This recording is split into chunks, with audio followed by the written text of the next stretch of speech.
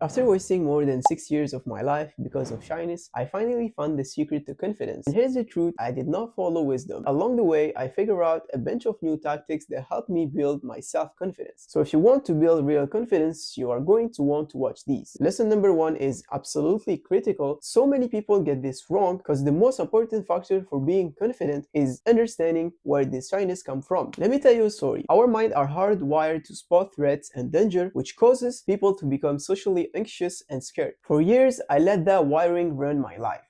I'd procrastinate on everything like talking to people, dressing properly, and even had doubts believing I could change. Look back, I understand shyness wasn't me being humble, it was arrogance.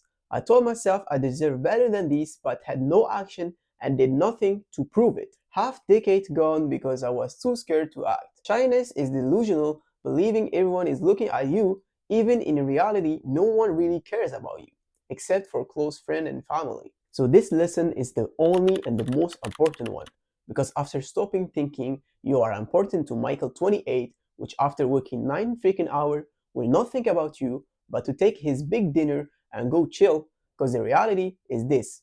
We all have our own problem and things to do that are more important than what you said or what you look or just to think about you. With that, you should surpass your fear of judgment and start applying these 4 advices that will make you stop letting your shyness control you. The first real step I took toward overcoming my shyness was confronting my fear head on. It wasn't some grand overnight transformation, it was a conscious decision to stop avoiding the very thing that made me uncomfortable: social interaction. Shyness thrives in avoidance. The more I stay quiet, the stronger it got. So I made personal rules for myself, no more hiding. I knew I had to break that cycle even if I felt awkward. Micro interaction, things that felt almost too easy to fail at. One of my first moves was striking up casual conversation with unknown people at the park. They were usually warm, passionate, and open to chat, and I'd ask them about the weather, compliment their dogs, or even just say good morning.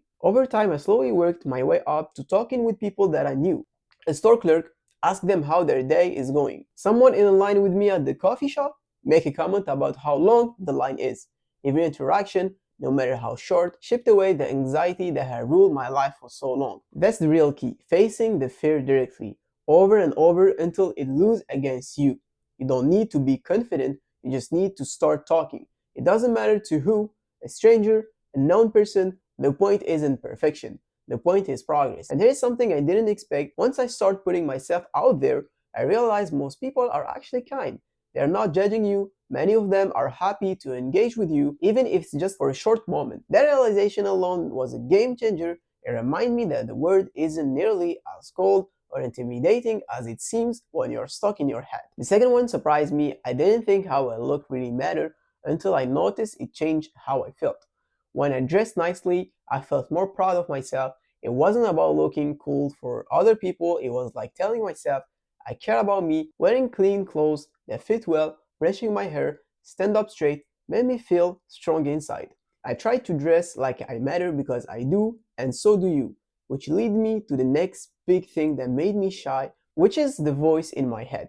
It kept saying stuff like, you can't do this, or you are not good enough.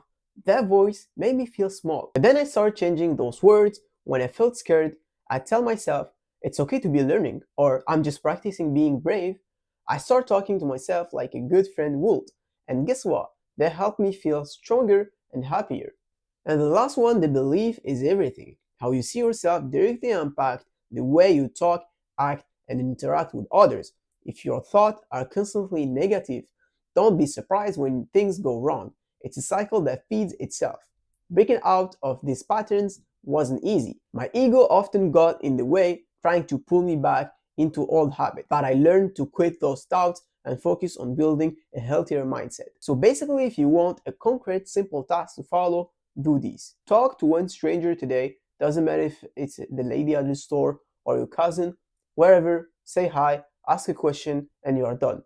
And my favorite is asking for direction even though I know the way. Wear something you have been saving, wear that good t-shirt or dress you've had for years. Look good for yourself, not for others. Swap one negative thought, catch I can't, and flip it into I'll figure it out. Keep repeating this until it becomes automatic. So yes, I wasted 6 years to shyness and fear of being judged, so I hope you learned something from these. If you have any question or insight to share, feel free to comment below. Your feedback is always appreciated. And as bonus tip, don't forget that physical activity like working out or going to the gym can also play a significant role in boosting your confidence. So thank you so much to watch this video until the end, and ciao.